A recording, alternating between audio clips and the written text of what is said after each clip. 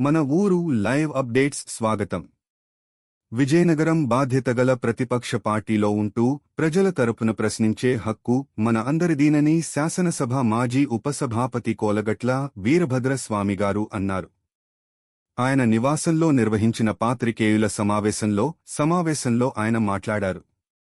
గ్రామాలలో, డివిజన్లో వైసీపీ నాయకులు కార్యకర్తలు పటిష్టంగా ఉండి నిర్వహించే ప్రతి కార్యక్రమానికి 50 నుండి 100 మంది తరలివచ్చే విధంగా ఉంటేనే ఈ ప్రభుత్వం మీద పోరాటం చేయగలమని అభిప్రాయాన్ని వ్యక్తం చేశారు.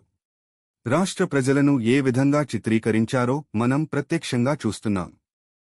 గ్యాస్ సిలిండర్ల విషయంలో అదేవిధంగా సూపర్ 6 పథకాలు విషయంలో అమలు చేయకుండానే అమలు చేశాం అని చెప్పుకునే పరిస్థితి ప్రస్తుత ప్రభుత్వందే అని దూయబడ్డారు.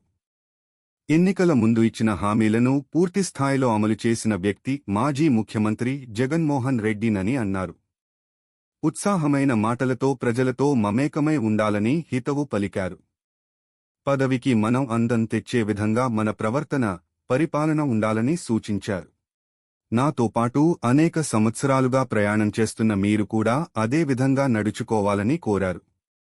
కూటమి ప్రభుత్వం వచ్చిన కొత్తలో పెన్షన్ ఇచ్చే కార్యక్రమంలో తెలుగుదేశం నాయకులు కనిపించేవారని, ఇప్పుడు కనిపించడం లేదని, కారణం ఏమిటంటే ఎన్నికల ముందు చంద్రబాబు ఇచ్చిన హామీలను నిర్వర్తించలేకపోవడమేనని ఆయన అన్నారు.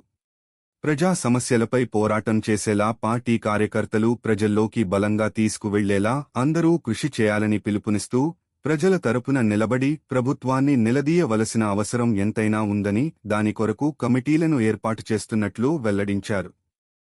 పట్టణ మరియు మండల కమిటీలను త్వరితగతిన పూర్తి చేసి వైసీపీ పార్టీని మరింత బలోపేతం చేయాలని సూచించారు. ఈ కార్యక్రమంలో వైఎస్సార్ కాంగ్రెస్ పార్టీ విజయనగరం, రాజాం నియోజకవర్గం పరిశీలకులు కె. వి. సూర్యనారాయణ రాజు, మున్సిపల్ మేయర్ వెంపడాపు విజయలక్ష్మి, వైసీపీ మహిళా విభాగం రాష్ట్ర ప్రధాన కార్యదర్శి, నగర డిప్యూటీ మేయర్ కోలగట్ల శ్రావణి, వైసీపీ జిల్లా ప్రధాన కార్యదర్శి సంఘం రెడ్డి బంగారు నాయుడు, వైసీపీ పట్టణ అధ్యక్షులు Asapu Venu, floor leader SV Rajesh, YCP నియోజకవర్గ యువజన మరియు విద్యార్థి విభాగాల ఇన్ఛార్జి కౌశిక్.